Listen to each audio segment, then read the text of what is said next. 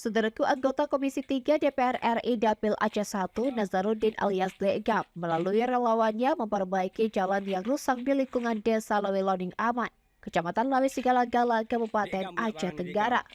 Jalan tersebut sudah bertahun-tahun dibiarkan rusak tak terurus.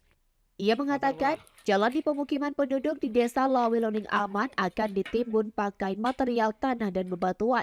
Mereka melakukan hal tersebut agar masyarakat mudah melintas menuju ke kebun maupun menuju ke ibu kota kecamatan setempat.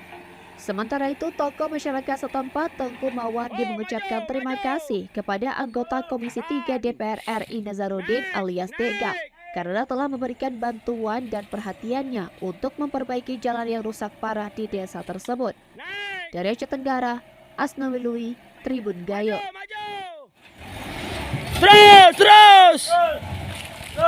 Terus maju.